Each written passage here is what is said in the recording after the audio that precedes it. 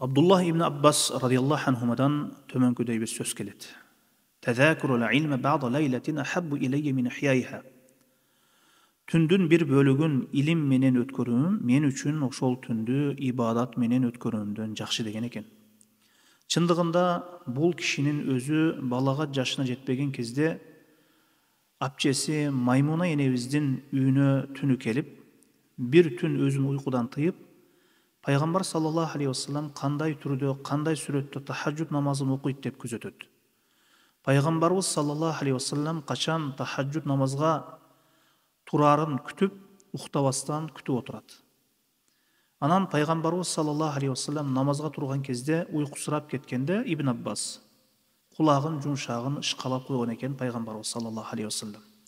Бул хадис негизи Бухари Муслимде келген. Ибн Аббас bir түн уктабай Пайгамбарыбыз саллаллаху алейхи вассалам кандай тахажжуд окугандыгын үммөткө жеткирди. Бул кишинин себебинен канча мусулмандар тахажжуд намазын окуса, Ибн Аббаска соо барып турат. Бул bir түн илим менен алектенүүнүн фазилети. Имам Ахмад рахимахуллах айткан экен: "Ан-насу яхтажуна иля ал-илм мислу ал-хубз вал-ма'i, лианна ал-илма яхтажу илейхи фи кулли са'a, вал-хубз вал-ма'i фи кулли йawmin марратан ав марратайн." Адамдар илимге нан, сууга муктаж болгондой муктаж. Муну менен адамдар илимге нан, суудан да муктаж деген маанини максат кылып жатат имам рахимахуллах. Эмне үчүн дейилсе, анткени суу, нанга bir күндө bir жолу же эки жолу муктаж болосуз. Бирок илимге ар бир мүнөт сайын муктаж болосуз. Ар бир баскан кадамыңызда Аллахтын өкүмү бар. Кыла турган иштериңизде Аллахтын өкүмү бар. Адал, арам айырмалап жашоо керек. Ушул ишимден Аллах разыбы, же наразы боло турган болсо, андан четтенүү керек. Ошондуктан илим керек. Ошондуктан шарият илимин талап кылууну аз-аздан болсо да мусулман киши өз жашоосуна вазифа катары, милдеттеме катары киритүүсү керек.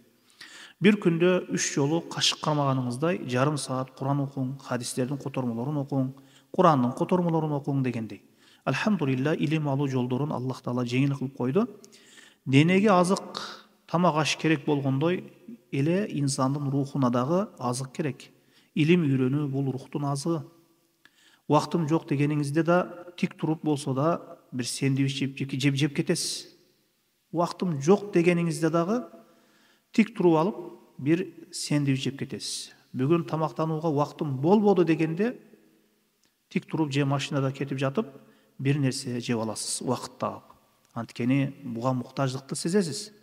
Илимге муктаждыкты кишинин жүрөгү өлүк болгон үчүн киши сезбейт. Авн ибн Абдилла айтат: Умар ибн Абдилазизден мындай деп айткан уктум деген экен. Колуңдан келсе алым болгон. Колуңдан келбесе эч болбоду дегенде илим талап кылуучу бол. Бул да колуңдан келбесе аларды жакшы көргүн. Бул да колуңдан келбесе аларды жаман көрбөгүн деген экен.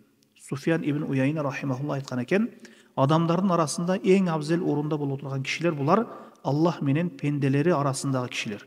Аллах менен пенделер ортосундагы арасындагы кишилер булар пайгамбарлар, алымдар. Аллахтын өкүмдөрүн жеткире тургандар булар пайгамбарлар жана алардын мураскорлору, алымдар деп айткан экен. Ибн ал-Жаузи рахимахуллах айткан экен: "Аввалу талбис иблис ала алан-нас саддухум анил илм." Иблистин адамдарга кыла турган эң биринчи айла амалы адаштыруусу. Бул аларды илимден тосуусу. Анткени илим бул нур. Мына ушул илим чырагын өчүрүп алса иблис, караңгылыкта иблис адамдарды каалагандай адаштыра берет. Ошондуктан илим себептүү биз таухид менен ширкти айырмалайбыз. Илим себептүү биз адал арамды айырмалайбыз. Илим себептүү биз сүннөт менен бидаатты айырмалайбыз. Илим менен биз жалган менен акыйкатты айырмалайбыз. Илим менен биз ибадатыбызды тууралайбыз. Аллаху алам.